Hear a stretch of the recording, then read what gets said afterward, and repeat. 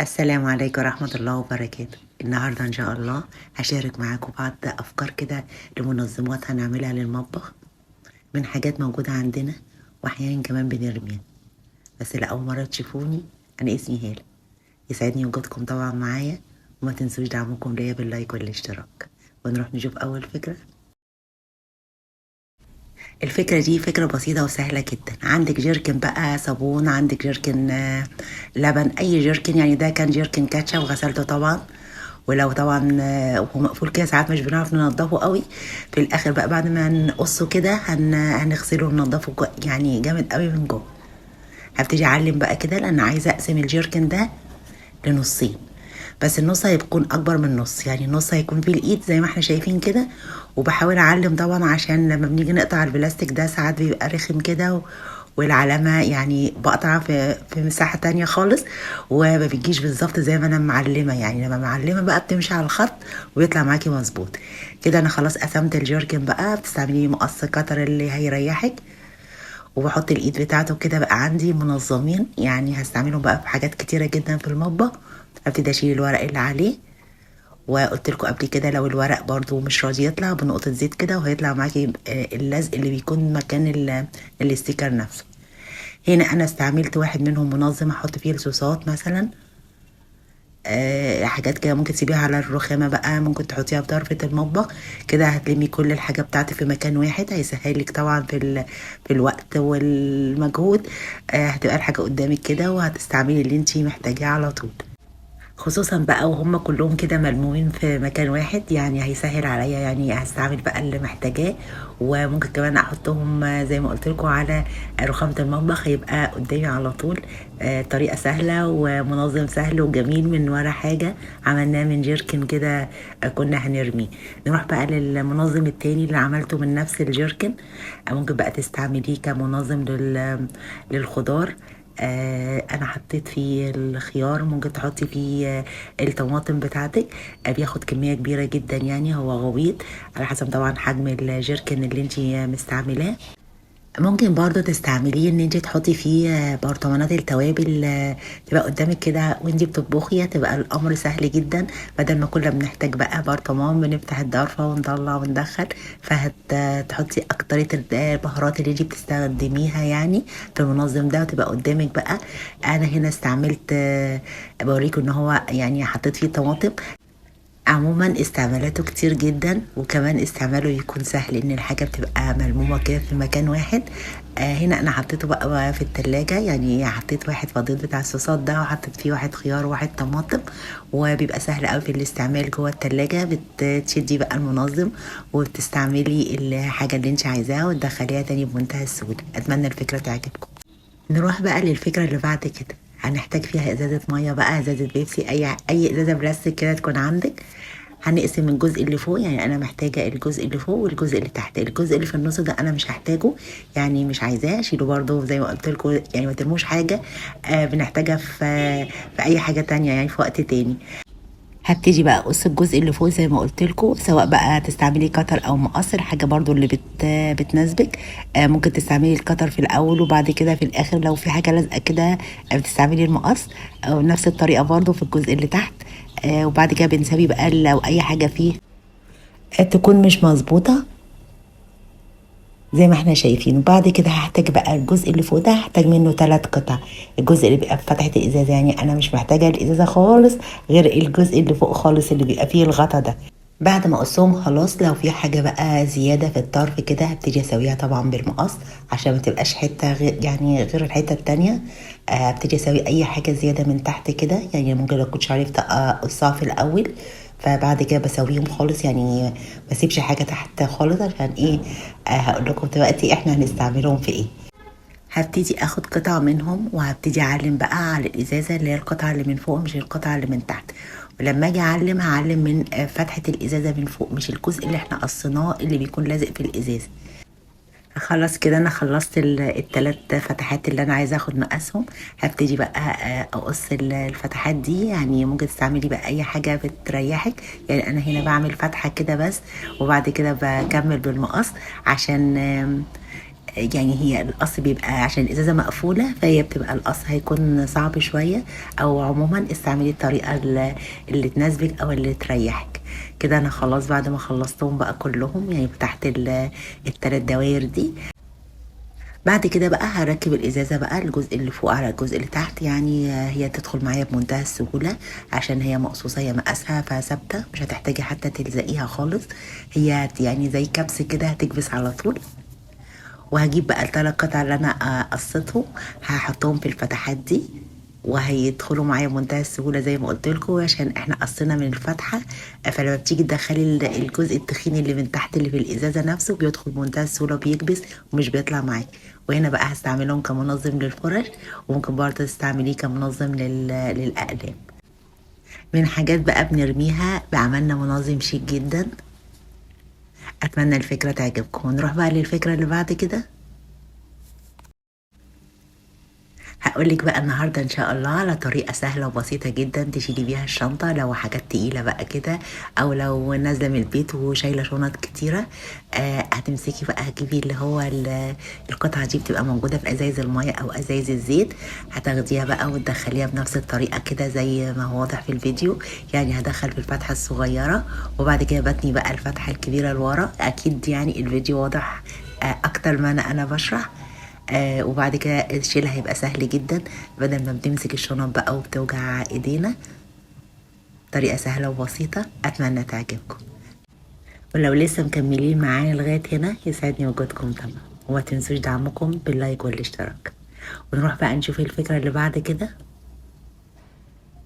الفكرة دي فكرة بسيطة وسهلة جدا. دايما الشيالة دي عاملة لنا مكان كده في الدرج وواخدة حيز.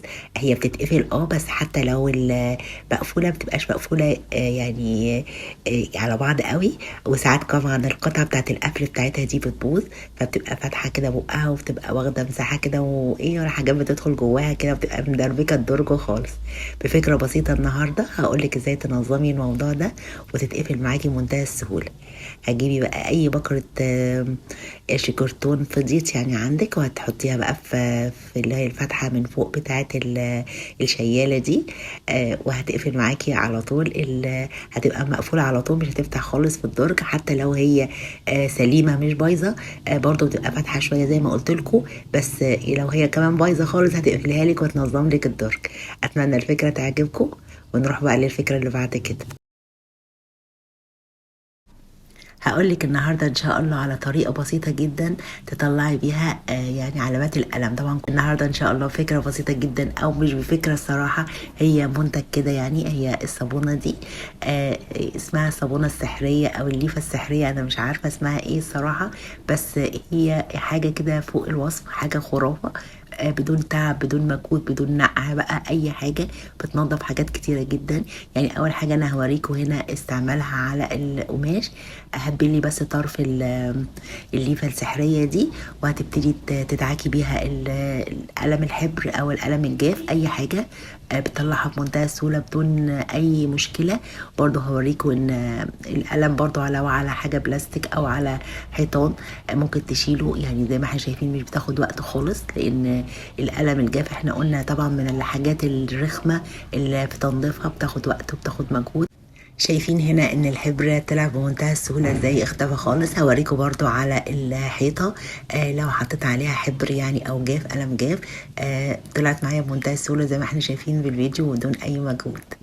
اتمنى الفكرة تعجبكم، ونروح بقى للفكرة اللي بعد كده. هقولك بقى النهاردة ان شاء الله على فكرة بسيطة وسهلة جدا هتنظمي بيها الادراج. بأطقم التوزيع دي بتبقى عاملة لنا دربكة كده. بفكرة بسيطة جدا هتقدري تفضي الدرج وتنظميه. هتجيبي بقى القطعة دي زي كده الشماعة، بس هي بتبقى زي سيليكون كده، بس بيبقى قوي جدا. واللزقها بيبقى قوي، بس انا الصراحة هنا لزقها بدبل فيس، لان انا بحب ساعات اغير مكانها. يعني هي حوالي، انا مش متذكرة تمنها قوي، بس هي بحدود 20 جنيه. ليها قطعتين زي ما احنا شايفين كده، قطعة من فوق وقطعة من تحت. هتبتدي بقى تعلقي في اي ضرفة عندك في المطبخ. هتبتدي بقى تحطي القطعة اللي انت بتستخدميها يوميا كده، في حاجات كده دايما بنبقى بنستخدمها يوميا. كمان ممكن استعمل في الجزء اللي فوق احط اجزاء تانية، يعني حاجات صغيرة كده، هي صراحة بتاخد كمية كبيرة. برضو ممكن استعملها برضو يعني اعلق عليها الفوط بتاعة المطبخ، برضو هتوفر لي مساحة في الدرج بدل ما بتبقى الفوط كده متدربكة وعاملة لنا أزمة.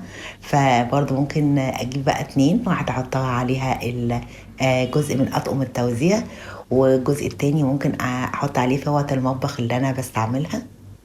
وكمان ممكن تحطي على قطعتين، يعني بياخد مساحة كبيرة جدا. وزي ما قلت لكم هي متينة، بس انا لازقاها هنا بالدبل فيس عشان لو حبيت اغير مكان. اتمنى الفكرة تعجبكم. نروح بقى للفكرة اللي بعد كده. عندك علب عصير، عندك علب لبن، هنعمل بيها فكرة حلوة قوي. هنبتدي نشيل الجزء اللي فوق، يعني انا في العلبتين انا مش عايزة الجزء اللي فوق اللي بيبقى في بداية الازازة. هبتدي بقى افصلهم وتبقى نفس المساحة، يعني المساحة نفس المساحة اللي انا هشيلها من الازازة دي تبقى نفس المساحة اللي في الازازة التانية. ولو حاجة طلعت معايا زيادة بقى مش قد بعض، هاجي في الاخر يعني بالمقص واساوي ايه الزيادة معايا. بعد كده خلاص بقى انا خلصتهم خلاص، وبقى العلبتين جاهزين معايا. العلبة التانية بقى انا هاجي من الجنب، يعني انا من جنبها عشان انا عايزة هدخلها جوه العلبة التانية، فالجنب بيبقى يعني ارفع من ان انا اقصها من الوش. يعني ما تقصيش من وش الازازة، لا هتيجي من جنب الازازة كده وتفصلي الجزء كده بالظبط، يعني زي علبة مفتوحة كده. وهقيسها بقى على الارتفاع، هي لو هتبقى اعلى منها شوية هتيجي برضو اساوي الاطرف عشان تدخل جوه الازازة الاساسية. انا هنا خلاص بعد ما سويت الارتفاع بتاعها قصرت شوية طبعا عشان يرضى يدخل في العلبة التانية.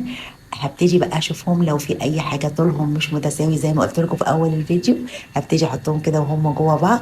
هبتدي اساوي الطروف بتاعتهم عشان يكونوا نفس المساحة. كده بقى انا محتاجة الجزء ده اعمل له قاعدة كده، فهجيب اي جزء من الجزء اللي انا قصيته منه، من اللي هو قصيته من جنب الازازة، وهبتدي اثبته بقى. هتثبتيه باي حاجة، يعني انا هنا هثبته بسلوتيب لان هو مش محتاج يبقى قوي قوي. ممكن برضو تثبتيه بمسدس الشمع عادي، مش هيعمل مشكلة اي حاجة يعني تثبتيه بيها. وبعد كده هتساوي برضو زي ما احنا شايفين، بعد ما خلاص ثبتي يعني هتبتدي بقى تساوي الزيادة. وفي كده بقت العلبة معايا جاهزة، يعني انا حاولت اثبت اكتر برضو القاعدة. خلاص بقى كده معايا زي منظم.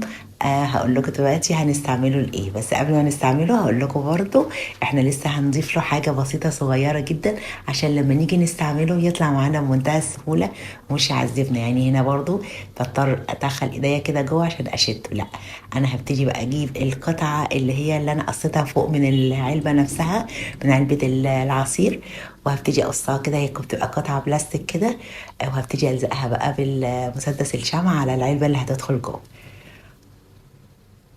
وبكده هبقى استعمالها سهل جدا، واقدر اطلعها وادخلها بمنتهى السهوله. ولو برضو عايزه تحطي حاجه تانية، يعني عندك قطعه كده اكسسوار كويسه ممكن تضيفيها.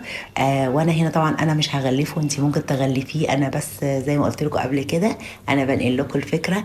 وانتوا بقى ممكن تزينوها بالطريقه اللي تحبوها. يعني ممكن تغلفوها بستيكر لو عندك متاح، او باي قماش عندك، قماش طرحه قديمه، قماش فايض عندك، من اي حاجه ممكن تغلفيها بيها. انا هنا استعملته كمنظم للاكياس دي، لميتها لي في مكان واحد، يعني بدل ما تبقى متدربكه كده ومبهدله في الادراج. وممكن برضو تستعمليها كمنظم للاقلام، بتاخد كميه كبيره جدا، بدل برضو ما الاقلام تبقى ضايعه مننا كده ونقعد ندور عليها. اتمنى الفكره تعجبكم، ونروح بقى للفكره اللي بعد كده.